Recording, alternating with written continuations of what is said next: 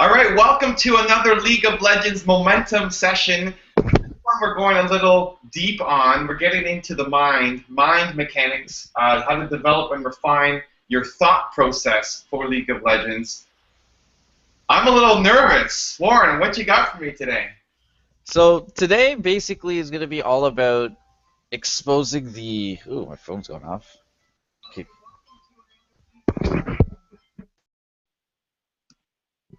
Hello? Yeah, I got you. I can hear you. I can hear you like repeating. Okay.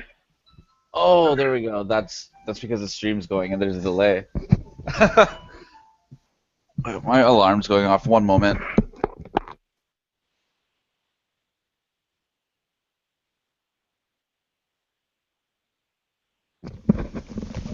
Sorry about that, guys. Just the alarm going off was a little bit distracting.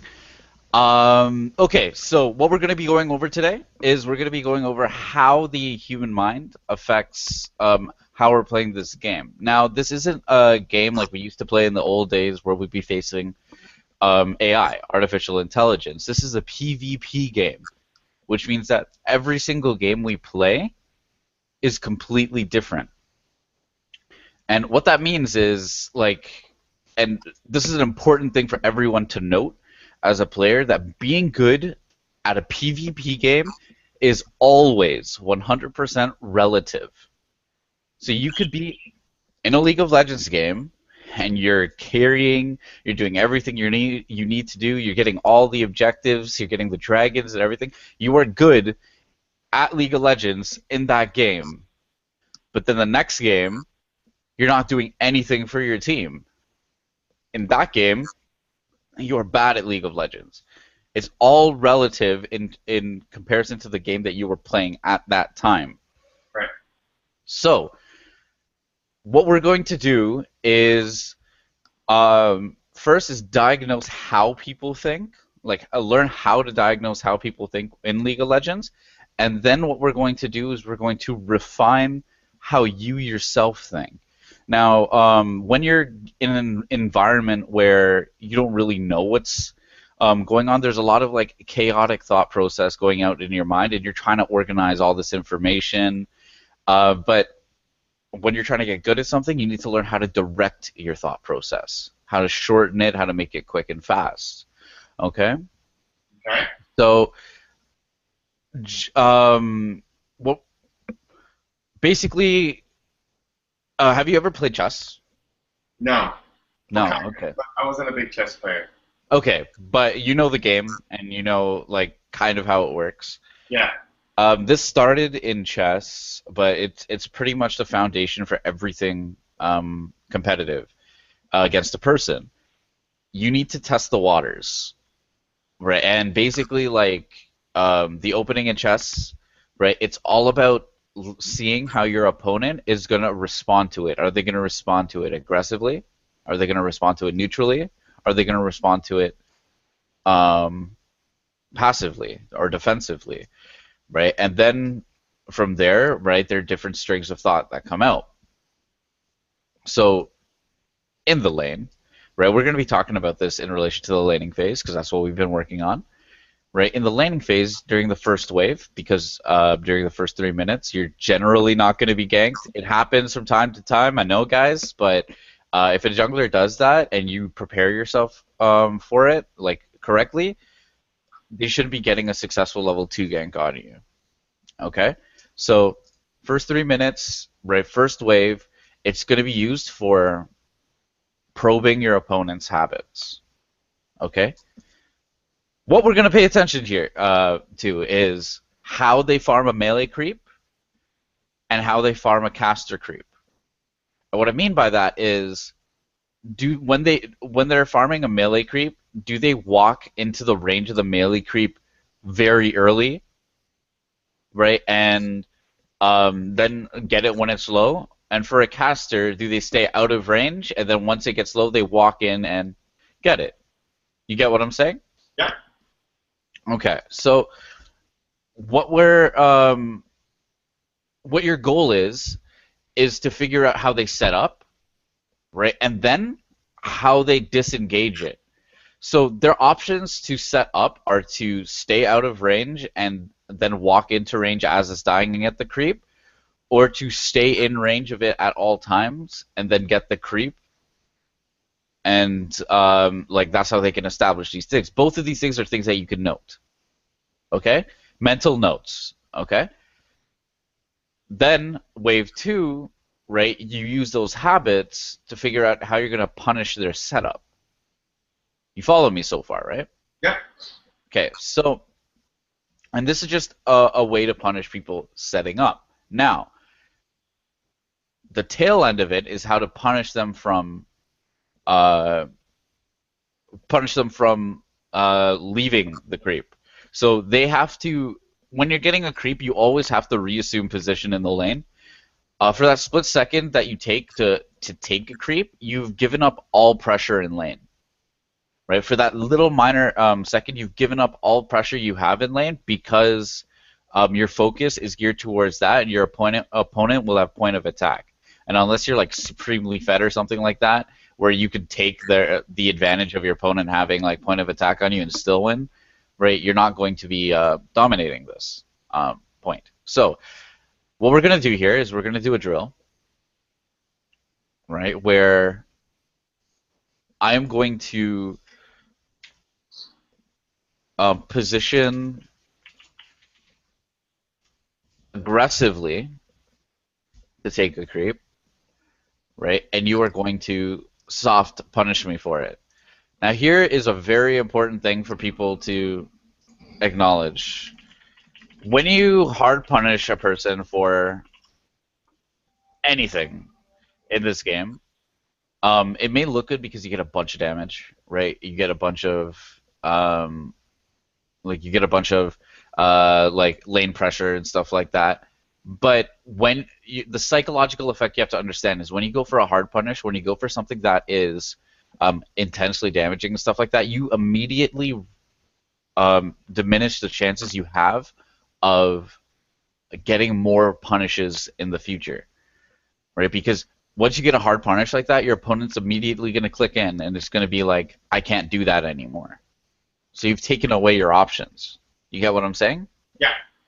So taking a situation where even though you can get a hard punish, you just soft punish them, right? And then, but you maintain your ground. What this does is it puts your opponent in a place where that was just mispositioned, mistimed. Like they have more to think about that situation. So they don't know if it like they just positioned poorly there. They don't know if they timed it poorly, right? So they're you can still look at that and expose it, and you can use these minor situations to build up, and then do a major punish that results in a kill.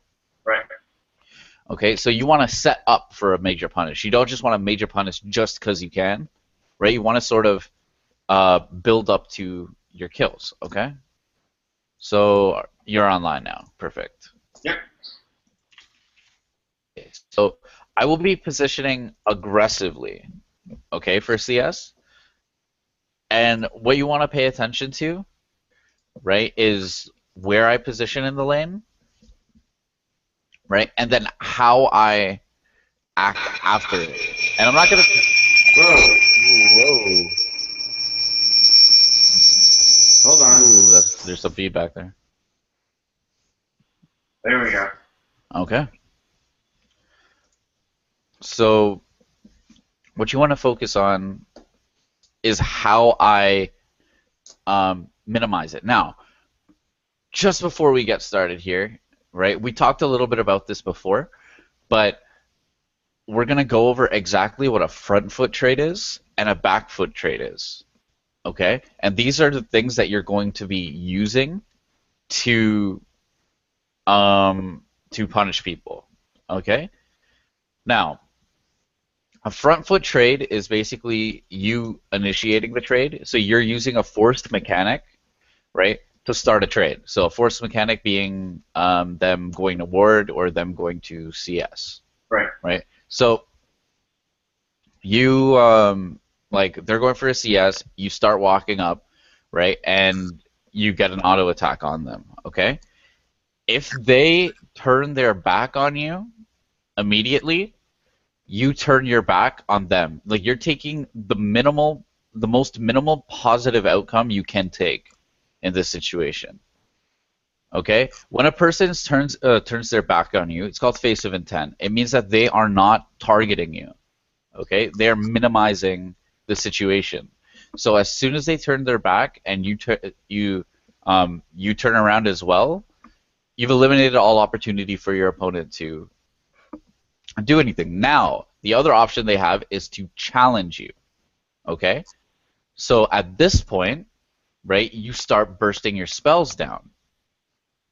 Okay? So to make it more appealing for you. And then your opponent will be, if they choose to turn their back, right, you turn your back and you go away. But now that your spells are down, you've lost your burst damage, right? Right, so what you want to do is you want to move back, but you don't want to move back at a point to disengage. You want to move back to pull them deeper into your creeps. Okay. Make sense? Yeah. Right? And as soon as they turn their back, right, you turn yours. Because if you turn your back there, right, because you got your spells out first, right, and they turn their back there at the same time, you come out on top. If you turn your back and they follow you and you turn and you hit them and they're in your creeps, you've won. Make sense? Okay. You following how this works? Yeah. Okay, so backfoot trade is essentially the counter to front foot trade. And what a backfoot trade is just simply the walk back auto, walk back auto, walk back auto, and then when your opponent turns around to disengage, you have to read their turnaround. Okay? You have to know when they're going to do it and have an understanding of basically like after their spells. That's when they're going to do it. Right? They're going to toss their spells down and they're going to try to auto attack, and then you start stepping up, right? And you start hitting them in their back, and you start spreading your spell duration so you do sustain damage over burst damage. Okay. Does that make sense? Yeah. Certain characters are benefit more from backfoot trades than front foot trades, like AD carries. AD carries are all about backfoot trades, right? Like you can start doing your front foot trades, but if you mess up as an AD carry or if you get out of position, you'll get hard punished for it. So just understanding these two concepts and using them to probe the situation. So what you'll be doing is you'll be taking my aggressive positioning and initiating a front foot trade. Okay? Okay. So I'm just going to be giving you a simple auto attack and then backing up. Yeah. What you need to be thinking is when I go for a melee creep, right? Melees, because they're a bit deeper for you to punish on, you don't want to physically like HP and mana wise punish me, right? You want to gain positional advantage. Okay, so you just want to move up a little bit. And when you move up a little bit, you want to assess how I react to that. Do I try to push you back, or do I let you, right, get your advantage? Because if you do that for the 3 creeps and I don't punish you for it, you now learn that you can gain positional advantage off of all melee creeps in the game. You understand? Yep. Okay, so caster creep, what you want to do is you want to get your auto off on me, okay, and then you want to assess how I react to that. You want to see if I challenge it, or you want to see if I run away from it. Okay, now if I run away, like you could like cue me and walk away, or just walk away. Either's fine, but you want to just do these small micro situations, and the goal of them is not to get damage out. The goal of it is to obviously like have a positive like resource thing, but it's to get your psychological read on me, to understand how I react. It's really hard for a person to deviate from their habits. Right. Okay, cool. Okay, so tell me that again. Tell me it back. I want to see if it's fresh in your mind here. What are you going to do here? Avoid on. So the first wave, I'm looking to see how my opponent is reacting. If he's, staying in range. If he's going in just the last hit and backing out. and then using that to my advantage for the second wave and future waves. The front foot style, I'm just doing an auto attack or maybe a Q and backing out. Mm-hmm. And then the rear foot is when they turn their back, I'm going in to punish them harder. But That's the only time you do a backfoot trade. Backfoot trade is never initiated. It's if your opponent is trying to initiate a trade onto you. Right. Okay, so.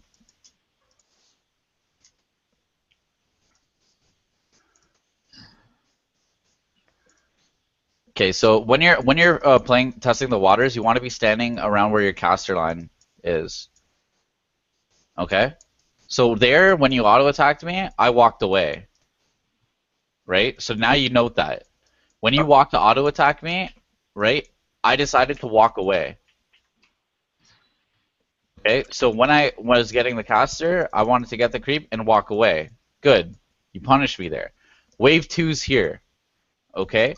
So what you want to do here is you want to ease up in lane. Not ease up, sorry. Like go in the middle of it. And when I go for a creep, right, punish me. Melee minions, you want to get positional advantage. That's a punish. Caster minions, when I go for a caster minion, you want to try to get a trade on it. So positional advantage. Oh, okay.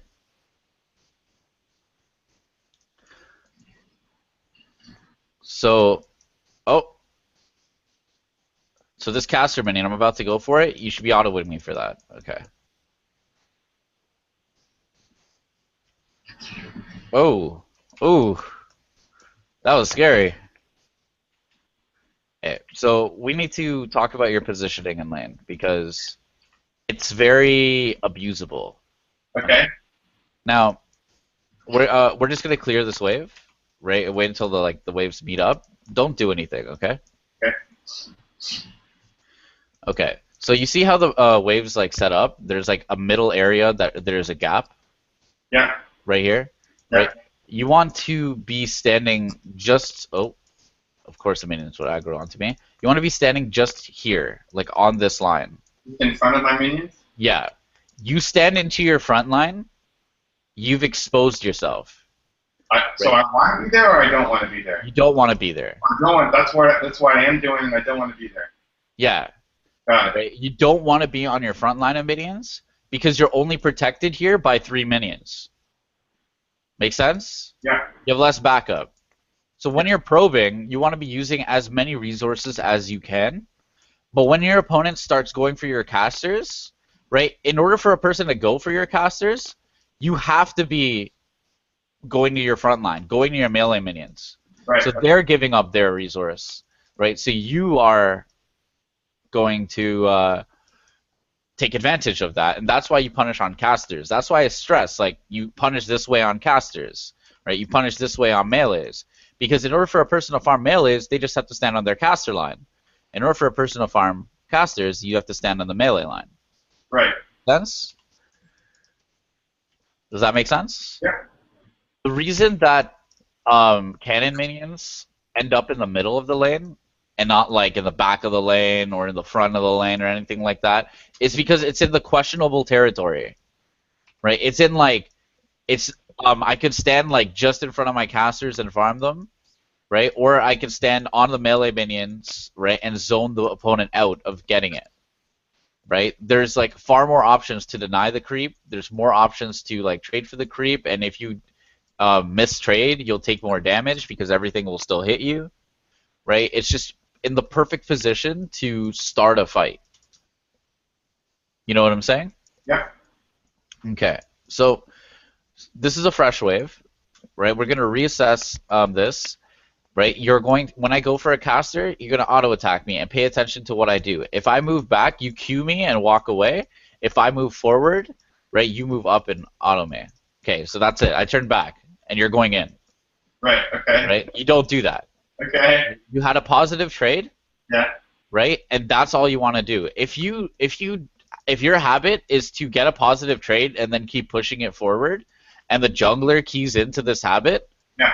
right? They'll wait for you to go for a trade and then use that as an initiation tool. Right. Okay? So I'm gonna give you like a concept of crowd control that not a people think about. Okay, so CC. Yeah. Um, your opponent CCs themselves every single time, right? They go for a creep. Okay, it's a micro stun, a mini stun kind of thing, because all their ability to like auto attack you is now put onto a creep. Right. So what junglers do is they actually wait for like, and this is what a like high level jungler will do to anybody. They'll come during a tank wave. They'll wait for the tank to start getting low, and then they'll start walking in. Right. Okay, so Yeah. they'll either make you miss that tank creep, Right. or they'll like you'll CC yourself, right? You'll take that mini stun to get that creep, and it'll give them just enough time for them to go in. Now, this concept, while it's applicable to creeps, it's also applicable to habits. Okay, so if I go get this creep and then I step back, I've stunned myself for a bit, right? And you've punished me, right? Because I'm not like doing anything, because of my habit. Yeah. So people technically CC themselves, right, based on habits. Yeah. Makes sense. Okay. Okay. So here, like we're gonna like on these casters, right? You're gonna do the same thing that you were doing before, and you're gonna probe, right? This is just the probing stage. Okay, good. That's good.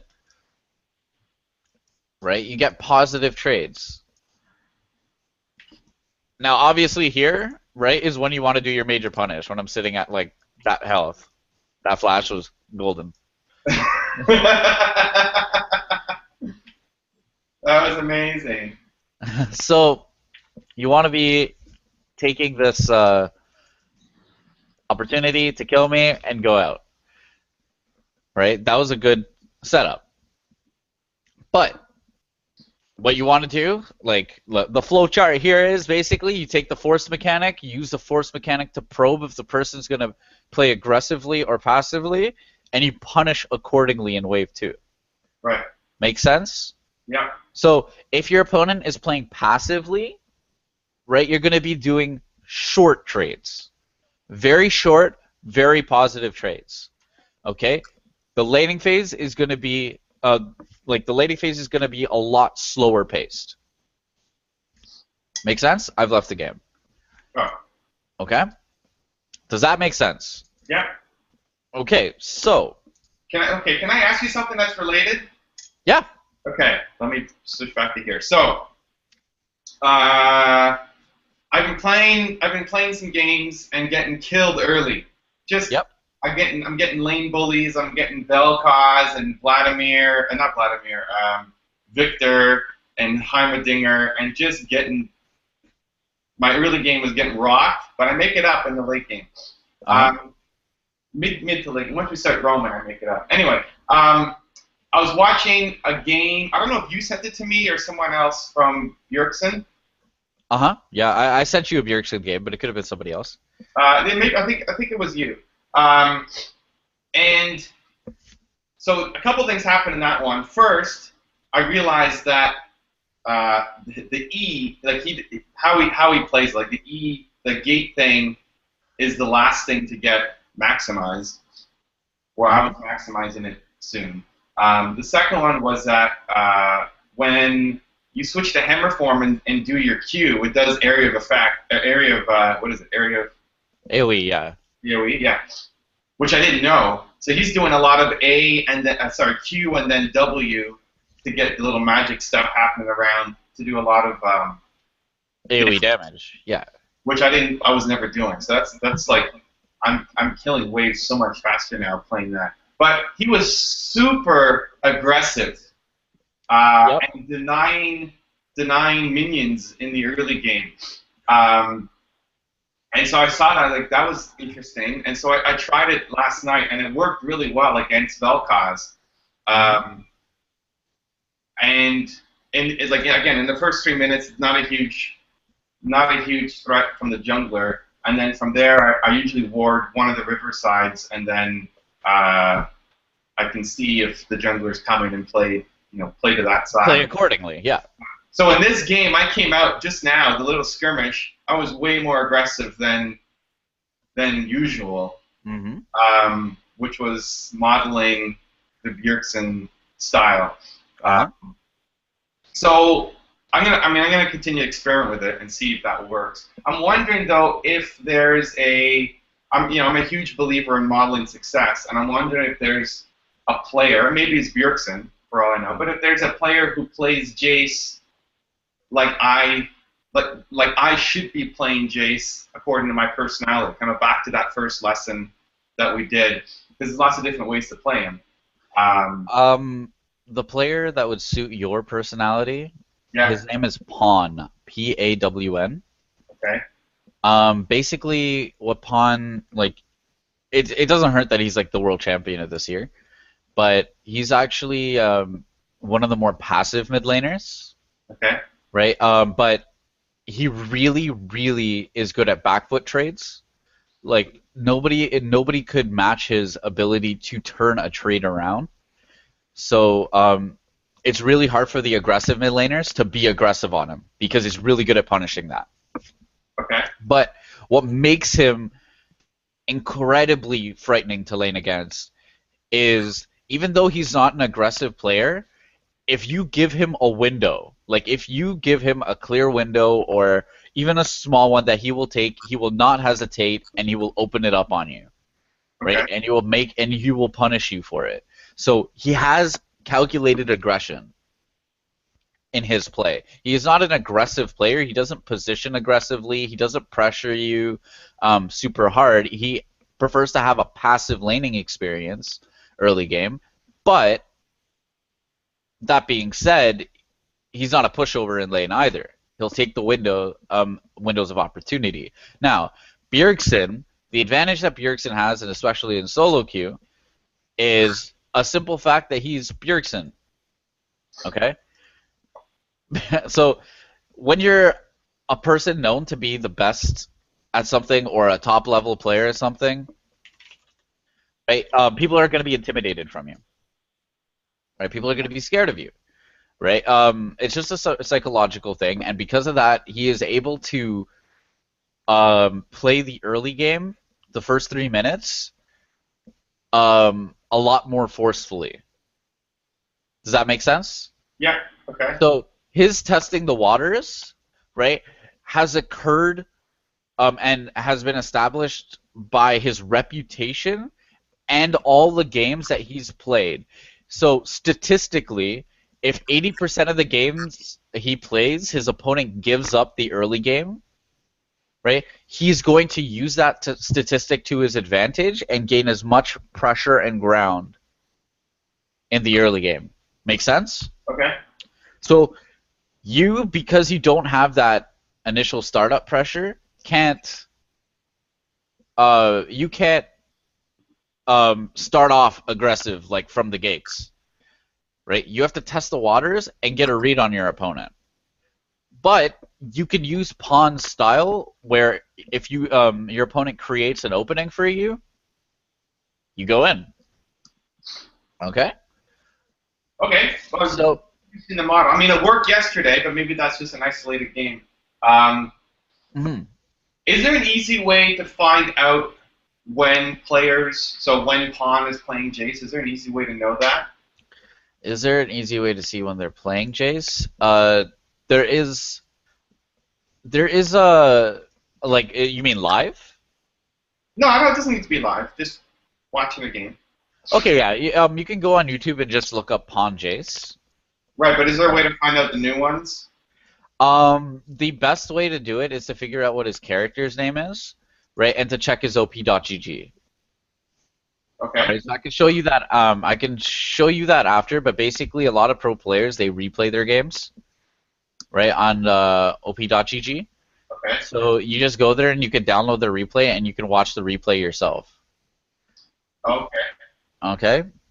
But his name is Pawn, no? Or he has another one? P-A-W-N is his name, but sometimes Korean people, like, even it'll be in Korean characters, their names, right? It'll be Pawn, but it'll be in Korean characters. So you have to figure out his name. We can find that out together after the lesson. Okay. Right, or I could do that for you and send an email it or anything like that. But yeah, Pawn is definitely like a player, and like you don't have to watch current patch, current videos to figure out a style. Okay, what you want to do is you want to figure out the style like that any Jace plays, and then if the patch affects the style, right, you want to fix it from there. But the foundations of Jace will always be the same, no matter how they change it. It's just certain things get better to do and certain things get worse to do. That's how patches change it. Make sense? Yeah, I mean, I'd rather watch the latest video than something from a year ago. Oh, of course, but don't like avoid watching those old videos because sometimes you get like those old but gold gems, you know? Okay. So, yeah, I think Pawn's like a good idol to look up to for Jace. Now, back on the topic of psychology and Bjergsen. Bjergsen is what he was doing in that video was he was constantly abusing Windows. Okay, so in the like in the Vel'Koz matchup, okay, what you want to do is you know that your opponent is going to try to harass you with Qs, right? His laser beam that splits up into two other ones. Yeah. Okay. So, what you want to do is you want to calculate that, and you want to be like, my opponent is going to try, right, to harass you with Qs. So in wave 1, they keep harassing you with Qs. So you've established that they're going to try to keep poking you, right? It's not trades; they're just trying to poke. Yeah.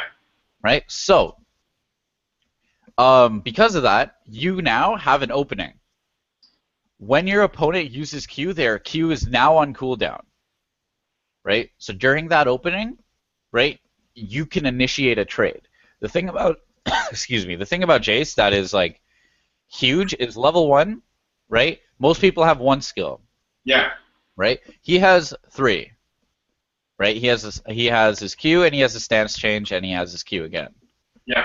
Okay? Now, a lot of people don't consider his stance change a skill, but it affects him. It speeds him up, and if it speeds him up, it means that it does something. Right? So it also makes the next attack more powerful. Depending on the form, it has another effect. Yeah. Right? So it's important to like value that for what it's worth. You know, don't consider it nothing because it can make a difference. And then level 2, right, your opponent will have 2 skills, right, and you will have 5. So you have, like, level 2, you have so much more at your disposal than your opponent does. Okay? So this is why we probe level 1, especially with Jace, because you're going to force your level 2 on your opponent, right, and then you're going to have 5 skills to their 1 because you hit level 2 first. Does this make sense? Yeah. Okay, so Vel'Koz matchup or Victor matchup. They use their cooldown. What do you do? Attack them. Okay, so you initiate a front foot trade. Yeah. Right? You wait until you make their skill shot miss, so you set it up so the skill shot misses, right? Yeah. And then you open up front foot trade, right? And then you flatline your position, and you try to avoid their Q again. So every single time they Q, right, you initiate a front foot trade, but you know that that's their initiation. That's where what they're trying to look for. Now, this doesn't always work. Sometimes you have matchups where you just can't like deal with. So, for example, Heimerdinger. Yeah. Right? You can initiate a front foot trade or a burst trade or anything like that on a donger because they their turrets do constant damage and their turrets have HP. So they'll stay out there and they'll keep firing. What you have to do is you have to immediately kill those turrets. Right? So the turrets against Heimer. Sorry to interrupt, but am I not? Because what happens if I'm sitting in the bush and warding at 1? By the time I get to lane, he's already got at least 2 of his things out. Yep. And if I'm up against Heimer, am I not warding and I'm just Staying in No, lane. you still get your ward, but then you walk up and you scout, and you just, instead of using your Q to harass the Heimer before the waves come, right? You start queuing the turrets, right? And then like you start getting the HP down, and then as soon as the minions come, right, and the turrets aggro the minions, right? You start autoing, like you start pushing, right? Those, and the thing that Heimerdinger has, and this is very matchup specific, okay? Yeah. Heimer will always be pushing the lane. Okay? There's no like decision here. There's no like he's testing the waters or anything like that. Heimer's playstyle is he always has to push the lane. Yeah. What you can do, right, is allow him to push the lane. Yeah. Right? Because you know he's not going to force a trade on you because he doesn't have very much trade tools. He has poke, right, and he has disengage, and he has this like ridiculous like turret setup that he can use for sustained damage, right, if you allow him. So your goal here, right, is to play the wave, right? Your goal here is just to get all the creeps you can, let him push, but while his creeps or his turrets are pushing, right, you're killing them. You're just autoing them, queuing them, and stuff like that, and avoiding his poke. That's how you lane against the Heimerdinger, Okay. right? It's kind of like, it's different than laning against like the normal laner, so it can really like throw you off. If you lane against him how you lane against a normal laner, you'll lose. Yeah. You have to immediately reassess your style. Yeah. Okay? So, back to the topic. For CSing, we're going to do this drill again, right? But you are going to no longer stand in your front line. Okay? So I'm standing behind just behind the casters. Yep. You can stand just behind the casters. When I go last hit a melee creep, right, you can reassume your positioning to be in line or be just in front of it. Okay? Now, at this situation, if I move up to try to punish you or whatever, like if I'm moving aggressively, you'll move back to behind your casters. Okay? Mm-hmm. Now, a lot of people will be wondering, what's the point of this? You've now established that your opponent wants to trade with you. Okay. Right? Your opponent is playing aggressively, and they want to trade with you. So you know that if you walk up, your opponent will try to open up on you. Okay. Make sense? Yeah. So you having this knowledge means that you'll be ahead of your... So this is what probing is, and you can probe with positioning, you can probe with techniques, you can probe with anything, right? You just need to be aware of like all the information that is being given to you. Okay, so you are going to try and probe me for information, right? And tell it to me out loud. Like, you ran away, so I'm gonna move up. Make sense? Yeah. Okay.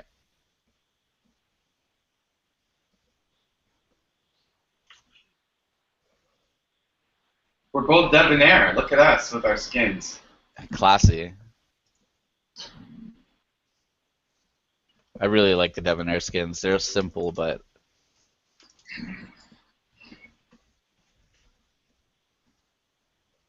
So I guess if I'm maxing W second, then my E in hammer form is pretty weak.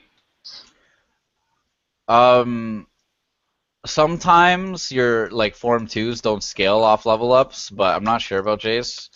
I think it does. I think they changed it so that they do. But that being said, like, it's when you're maxing your W, right? You're trying to max your auto attack enhancement.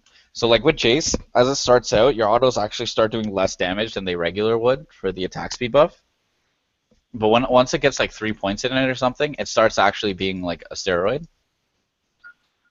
So that's like enhancing your W to auto attack.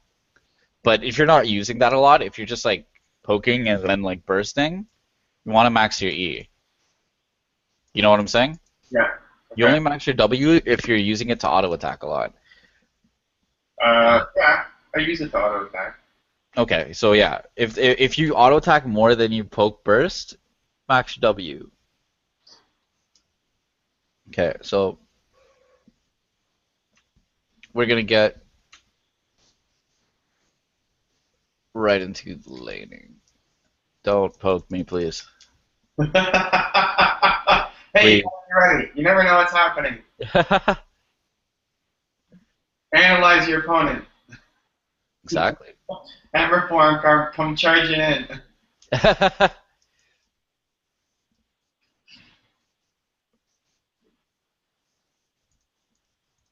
So you're playing pretty safe. You're back.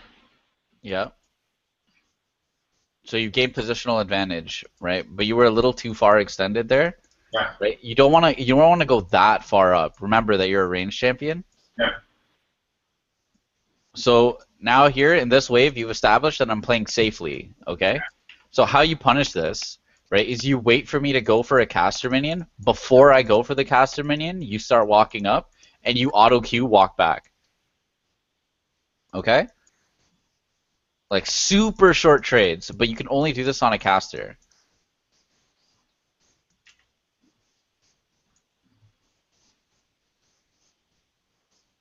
Okay, so I'm going for the caster here.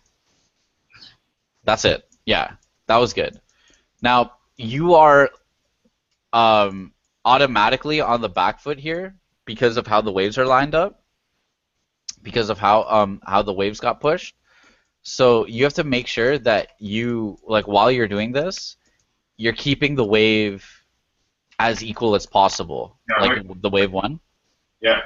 so that you can probe and still be in a situation to thing. So here, like, you can queue me for this caster, or yeah, you needed a creep, so that's okay. Now, based on this is why keeping your like creeps like in front, like slightly pushing, not hard pushing, is an advantage. Right? It's because like I get all the like probing material, you know what I mean? Where you have to focus on CSing more so. Yeah. So fresh waves coming up, right? On the caster creeps, right? You're going to just auto queue me, okay? This is for passive play. Yeah.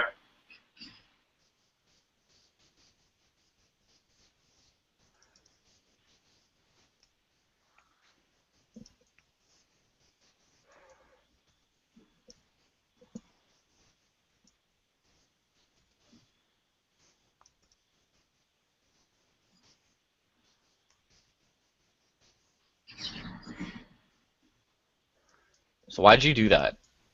I thought I had a window. Miss. You were open. Okay. Okay, no, I thought you were going for the creeps there, because I was like directly aimed on the creeps. Okay, so like that was a window, like you weren't wrong, but your aim was just okay. So don't do that. Okay. And the reasoning you don't want to do that is because that is a front foot trade where you would have done that, and then I would have auto Q auto you as you're running away, and you're in melee form. Okay. Okay, so you don't want to harass with that. That is not a harass tool. Okay. Right? The only way you can get away with doing that is if you like hammer me away after. Right. Okay. Right? So like that is not a tool you use to harass. That is really like dangerous. Right. Okay. And okay, so we need to talk about what happens when your opponent changes their habit. Okay, this will sort of help you with like not doing that. Okay, or when to do that and stuff like that. So basically, like, we're just gonna do like one more caster punish, and then we'll talk about this. Okay. Okay, good. So I'm going for casters here. That should be an auto, at least. Yeah. I thought I had two up, but it was still on cooldown. Yeah. So melee, you're getting positional advantage. Okay, so I could tell that your focus is still on your character. Okay? So let me ask you something. In life, right, are you looking at yourself when you're doing things? Am I looking at myself and I'm doing? Yeah. Are you aware of, like, are you visually seeing yourself? Are you using your eyes, right, to be aware of what you're doing? So, like, let's say, like, a can is on, like, a table, right? When you're picking up the can, are you looking at your hand to see where it's going, or are you looking at the object that you're going to do something to, so pick up or whatever? I am looking at the object. Yeah, because you're in full control of your body, right? So Okay. in League of Legends, right, your character, right, is your body, right? You do not want to be looking at your character and focusing on how you're aligning your spells or how you're aligning these setups. You want to be focusing on your target, Okay. okay? And basically, like, everything that you do from your character needs to be developed so it becomes it comes naturally. Now, like, when we're starting out and, like, when we're babies and stuff like that, like, it's a completely different, like, experience. Like, it's overwhelming. But once you get used to it, right, you will be able to do things, like, automatically, like things that you're not even paying attention to. So take your attention, like, take your focus, and, like, do your best to stop focusing on your character, where your character's positioned and stuff like that. That is stuff you need to be aware of with your game sense, not your eyes. Okay? So I'm looking too much at me, and I'm not looking at what? The minions? So you're looking at my minions, right? You're getting an idea for your minions, right? So you're, like, clicking on them, seeing the pace that they're gonna die, and you're gonna feel that out, Yeah. right? And you're paying very hard attention to my movements, Right. Okay. right? That's what you're, like. I am your focus, right? I am your target. I am who, like, I'm basically what you're targeting. Okay, so good punish there. That was really good. Okay, so like, that was good. Okay, so there's gonna be a window on this caster creep over here. Okay, so all in here. See?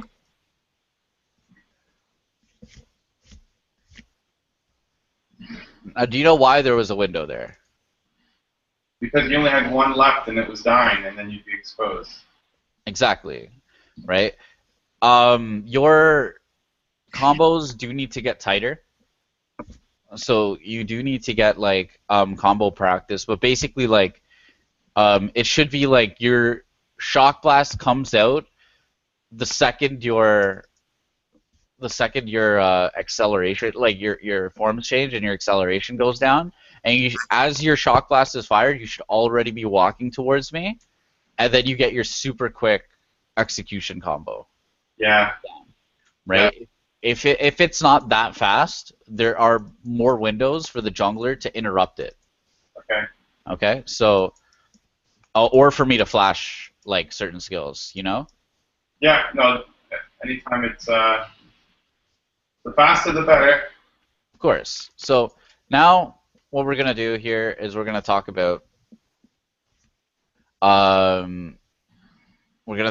sort of the negative, like, what to do when your opponent changes, Okay. how they act. Okay, so there are 3 possible reasons your opponent is going to change their habits. Okay, the first one is they're having a lapse of judgment, right? So they're just not focused on what they're doing and they make a mistake, right? So that's, like, human, like, habits. It's just like we make mistakes and we act out of habit from time to time. Okay, the second possible thing is that the situation has changed. Okay, so if they play differently in different situations. Okay. Make sense? And the third possible option, right, is that they are readjusting how they're playing based on how you're playing. They're evolving.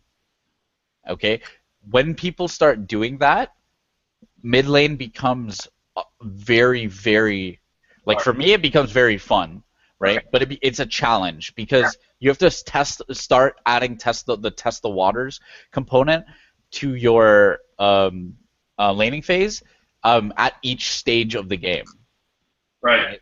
So you have to like start like like you back to base, like you have your item spike, like you can and like they get their items, you have to retest the waters again.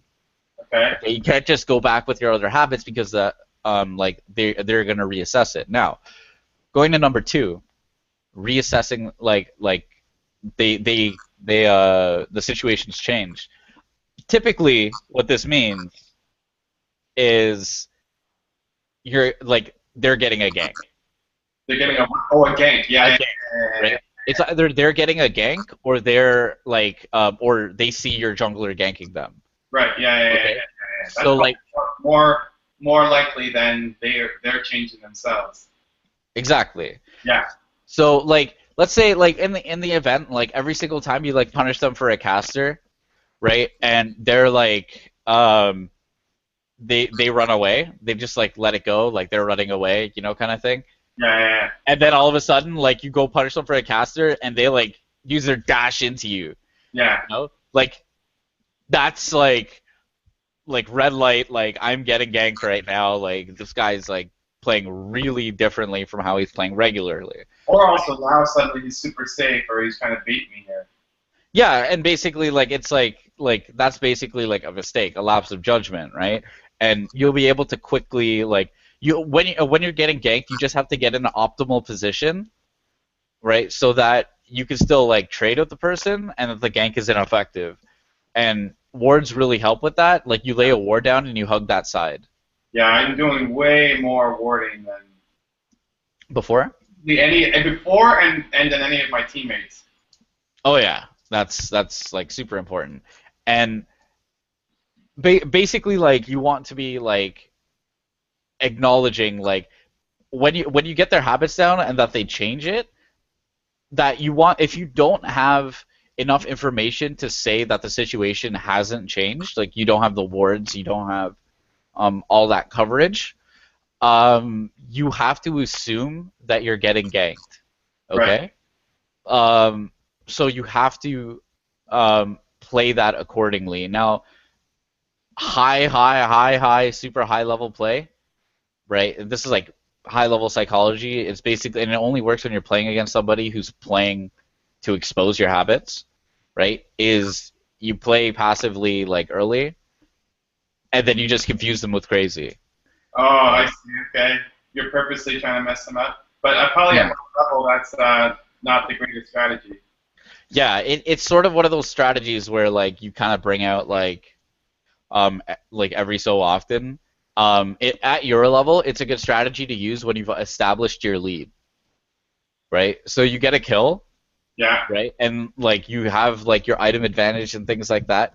You can play passive. You can still be playing your passive style in lane, and then when your opponent like gives you your window, you just go like all in aggressive, like just go like deep. The jungler's not gonna punish you for it unless like they were already in the area. Like they're not gonna come like 15 seconds into your play, right, and try to disengage it. They're gonna be out of the area because they know that you didn't play aggressively in lane. You know what I mean? Yeah. But if you're playing like super aggressive in lane early, right, the jungler's gonna make a note of that, and they're gonna be like, when he gets aggressive, I'm gonna gank this guy. Right. So it's a good strategy to do when you've established your lead, but it's not good to like just pop out every game. You know what I mean? Right. Okay. Okay. So do you understand everything that we've gone over here? Conceptually, time to. Yeah. Yeah. There's a practice component, but you understand. You have the information down. Okay. So how long have we? How long has this lesson been? Let's see. We've got 7 minutes. We've got 7 minutes? Okay, so we're going to talk about a second force mechanic, right? In which you need to assess, okay? And this is warding. Okay? Warding is super, super important to acknowledge where they ward, what times they ward, right? And how to exploit it. So you know how I tell you to ward at 252, right? That's the pink one? Okay, so your first word, it doesn't really count. That's your 1 minute in the pixel bush, Yeah. right? But um, what I want you to do is use your trinket ward at 252 to deny a gank for you. Okay? Is that on our list? It is on the list, yeah. Okay. Maybe I missed it. Oh wait, oh that list. Okay, no, it's on the tip sheet. I know that, but maybe I didn't put it on the list. Maybe I didn't put that on the list. It is Okay. oh, no, 252 is not on the list. It is? No. Okay. Which On is the why I'm list. not doing it. Okay, so good. Now we know. 252 it's called the Dade ward. Um, Pawn and Dade are like rivals, and Dade started doing this ward. It's basically, are we still in game here? Okay, so I'll show you exactly like where the placement is. Oh, where are we going? But we're gonna make a game, and I'm gonna show you the placement of the Dade ward. Oh. Is it in the river behind the bush, not in the bush? It's basically like where the Wraith camp is, or the what are they called now? The birds. Oh, yeah. You showed me Right? that one. Yeah, you want to place it over the wall, so like you have optimal timing. Like it's not super like slow, right? But it's still basically you get the path of where the opponent can gank you. Okay. This word basically it's just for early ganks. That's all it does.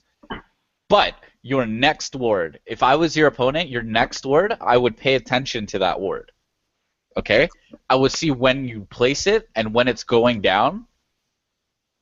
Right? And then I would know that when that is gone down, when that has gone down, you will be replacing it.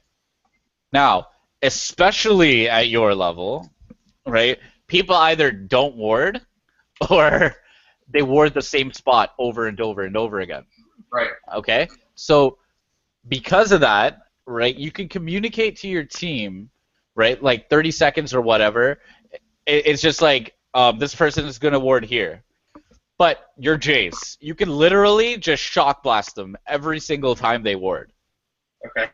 Right? And that is free damage. Right. And I'm sure you like free damage. I like free damage. So you can do that. Now you can also, right, catch them off guard, right, and do your full combo on them, right? So like in the event that you're not in lane yet, right, and you're like walking up to lane and they're also walking up to lane, but they're going out to ward, instead of going into lane, right, you can stand in fog of war. They go to place the ward, and as they're placing the ward, you're running at them. You shock blast, do your full combo, walk away. That's even more free damage. Okay? Little bit riskier, right? But basically like the knowledge you have to know is that the jungler isn't in the same area as their mid laner. And the top laner isn't gonna like flank you. Okay. Kind of thing. Like you basically have to evaluate the safety of the situation, but those are your two options for warding. But you want to gain the knowledge of where your opponent is placing their wards, so that when you place your sweeper, or when you get your sweeper, you can like push the lane out, and instead of like going off the map to like gank a lane, you could sweep the ward that they placed. Right? The earlier you sweep, the more valuable that sweep was. Sure. You know what I mean? Yeah. So like, if they come to lane, they buy one ward, right, and they go and place that ward, right, and then you push the lane out and you sweep that ward. Yeah. You know how scared your opponent's gonna play now, right? Because like they only have their trinket to rely on, Yeah. right? And if you keep track of that trinket, right, you can just play to the side that their trinket is warded or anything, and you can now apply so much more pressure in lane.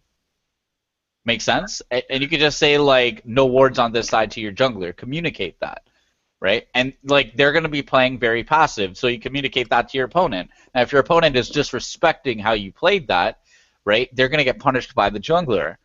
And if they're respecting it, you're just going to get free CS. Okay. Make sense? Yeah. So like, So where this ward, or we're not laning, right? No, we're not laning, but I'm just going to show you the Dade ward. So when you're blue side, so when you're my side, the Dade ward is right over here. Okay, I see. Okay. Now the Dade ward only works there if your opponent starts blue. Make sense? Yep, exactly. So when you're your side, that's where you place it. Now, if your opponent starts red side, come with me. This is where you place it.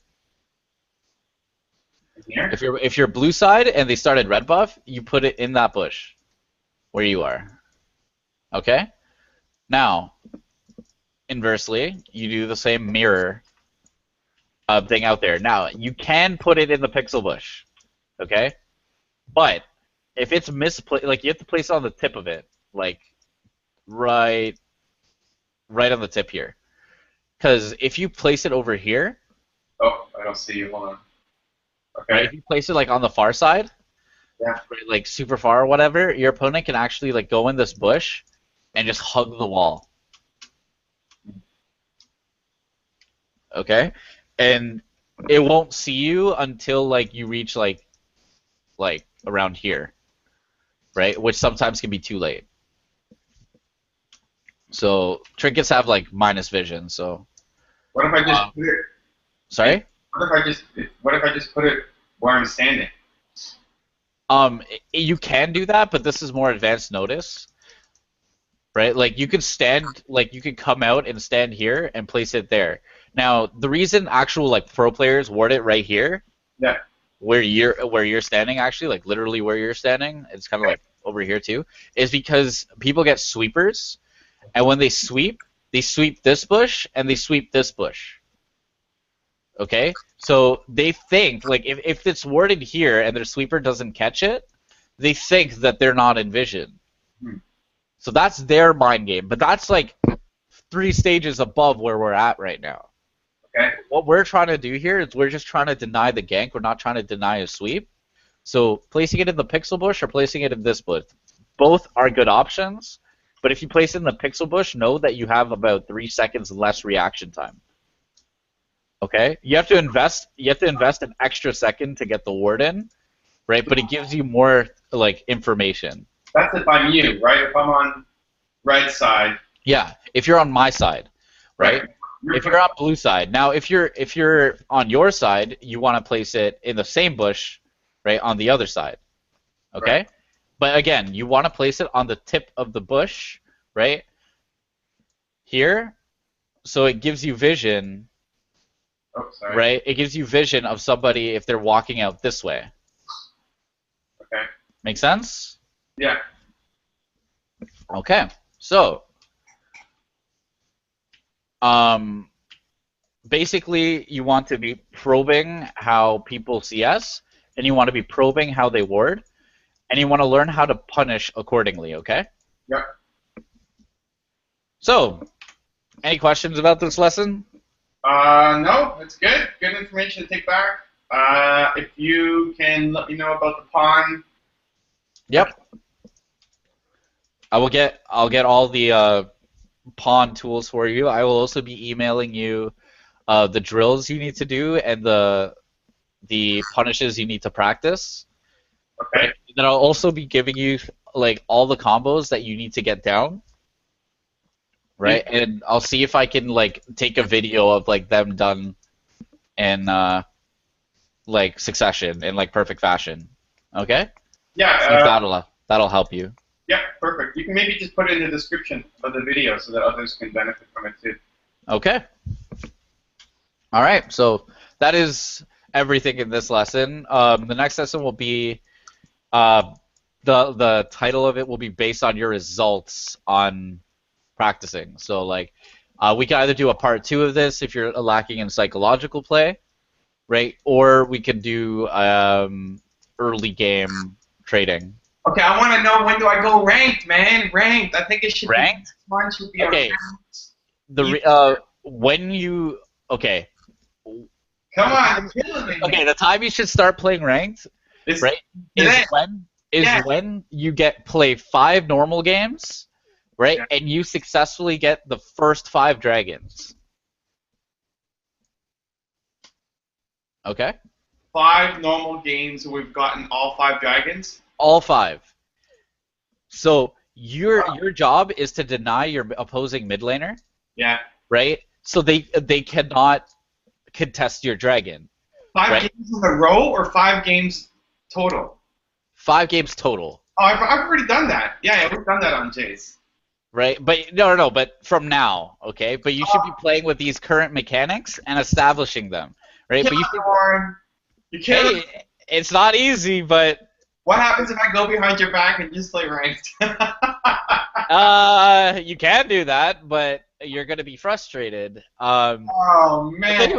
The thing about ranked is there. Okay, so this is my concept about ranked. Okay, the reason you always have the advantage in solo queue is because, and this is just like an assumption-based thing, but you have like Riot pairs you up with 4 unique people, right? And then you're against 5 other unique people. Okay, Yeah. so. If you're thinking like your team is bad, your team is performing poorly, you have 4 people on your team that are poor players, right? Your opponents have 5 people on their team with the same matchmaking style. So they have 5 poor players, right? So if you are a good player, statistically, you have the advantage, okay? But if you're suffering and you're consistently losing and you're like struggling and you're relying on people and things like that, you are one of those bad players. Yeah. Make sense? All relative. That's Yeah. This session. Exactly. So it all starts from you and it goes outwards. Okay? So you need to have some consistency. And the reason I say you should be getting your dragons a lot is because if you get your dragons and then you're keeping the timer on it and you're on top of getting the follow-up ones, yeah, there actually is a statistic. 75% of the people who get first dragon win the game. Okay. Right? Like, and maintain their like dragon roll. Okay? So if you're able to maintain dragon control, create a situation where the mid laner like has to back, or you like roam bot and you kill their bot laners, or like anything. Like you just figure out a way to get these first dragons, yeah. right? You'll start winning more games than losing, and then you'll start gaining elo. What I'm trying to avoid from you is the frustration that comes with your teammates misplaying, right? Because that it is true. Like your opponents aren't going to play perfectly, but also your teammates aren't going to play perfectly, right? But all you're going to notice is how your team is getting punished, not what your team is doing properly. So I'm going to get that at any level. Sorry? I'm going to get that at any level. Unsatisfaction with teammates just depends on the game, right? Exactly. And like it's going to happen, but when you're like at the diamond level, for example, right? You're self-accepting, right? You're accepting that the reason you lost the game was because of your inability to create the scenario to win. Yeah. Right? You didn't make the right choices in the game that would lead to victory. But when you're playing at like the bronze, silver, gold, plat, even level, a lot of those players, right, and even low diamond, a lot of those players are blaming. Right. Right? You can get to like mid diamond off of mechanics alone. Right? Off of just developing your mechanic. You can have the worst attitude in the world, right? But you can get there. The problem is once you get to the level where everyone has like solid mechanics, right? It's all about decision making, right? And if you don't make the right decisions, you're going to start losing again, and then you're going to get demoted. So I'm trying to save you from having that frustration, because I know that you're excited to play ranked, and I can see that on your face. But that excitement can get really, really bone shattering. Like it's just like it can be, ranked can be a horrible experience.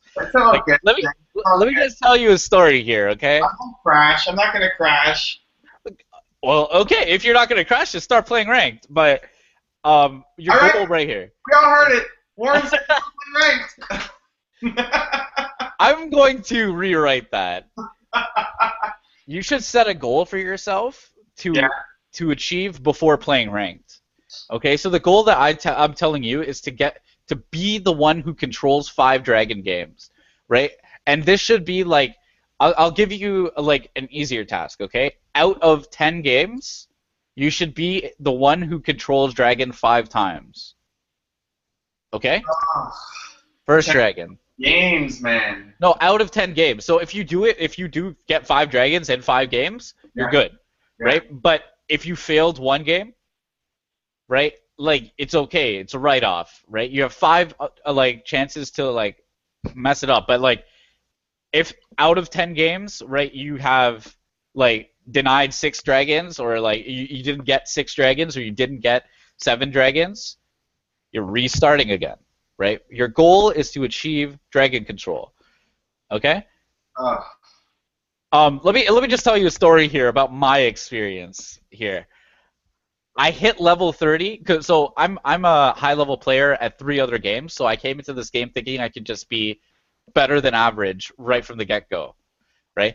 I hit level 30, I had 16 champions, 1 rune page, right? And I started playing ranked. I ended up in bronze 5. All right? And I'm just like, you know what? Like I was delusional, right? I was just telling myself like you know what? I can climb this. I can climb this. And then I started getting into that spiral where like, wow, like all these people are really like underperforming.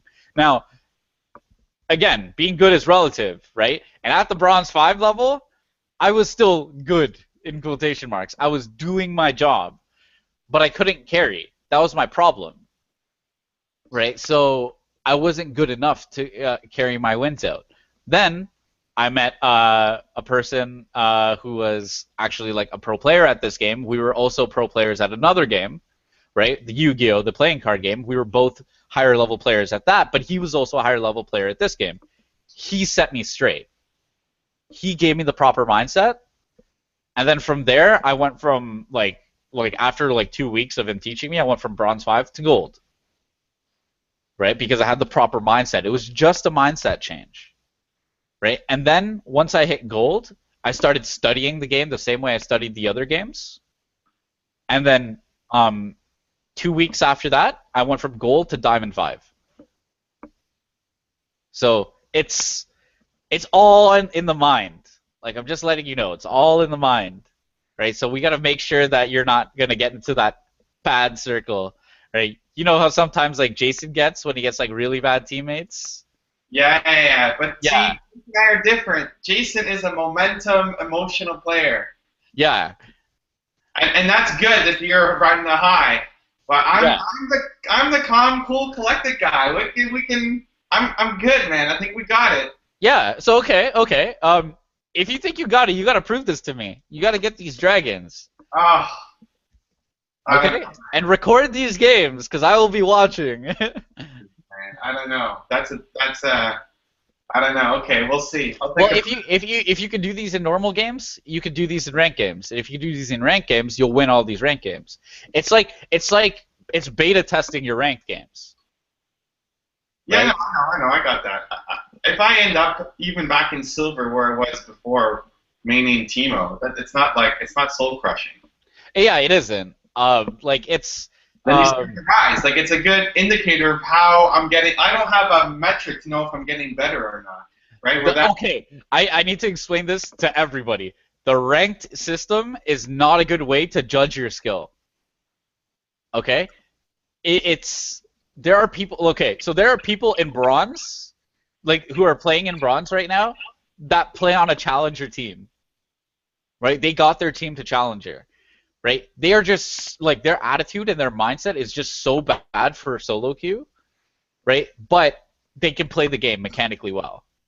Okay? So the reason these guys are in bronze is because they rage at their teammates and they just leave the game. That's, like, pretty much the reason that they're staying in bronze right now. I don't rage. I never rage on anybody, man. I know. I'm not saying you do, but I'm just saying, like, that's what happens. So, like, using rank as an indicator to say where you are, it's something, but it's not the way you should be doing that. Stats matter more. That being said, in order for you to hit gold 5, okay? In order for you to hit the rank of gold 5, you have to be playing at a gold 3 or higher level. You have to be playing at a level higher than the rank you're achieving because you're climbing it. Right. You're not qualifying. You have to win, win, win, win, win. Right? So in order for you to win consistently, you have to be playing at a higher level than the rank you're trying to achieve. Yeah.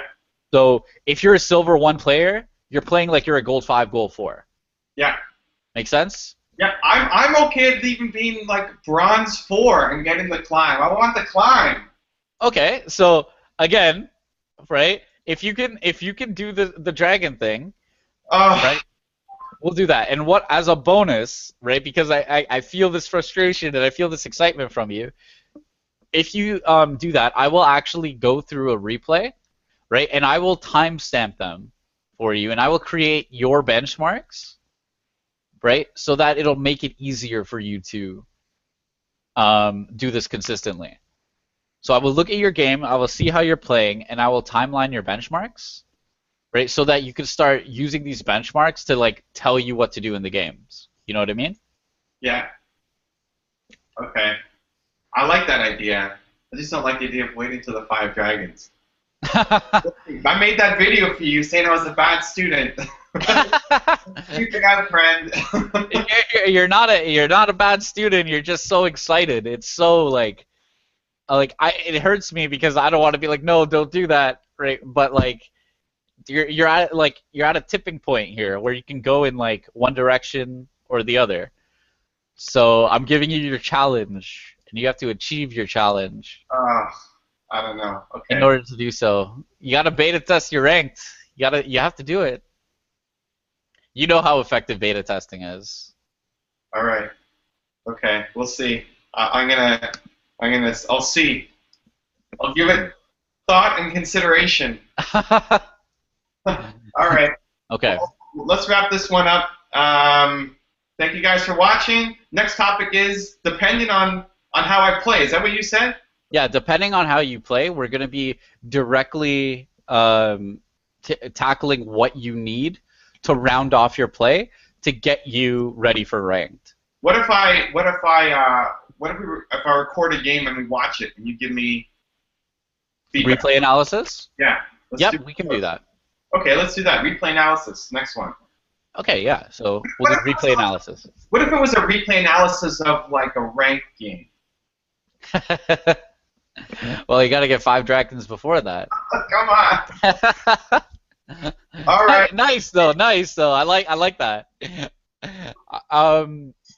The thing is, like, and a lot of people like to differentiate normals and ranked, and in nature they're different in terms of attitude, but you're both playing Summoner's Rift. Yeah. Right? So you should be treating them like, as a player who's trying to get better, you should be treating them the same way. All right. Oh, all right. We're good here. That's it. Thanks everyone for watching, and we will see you soon. All right. Okay, have a good one.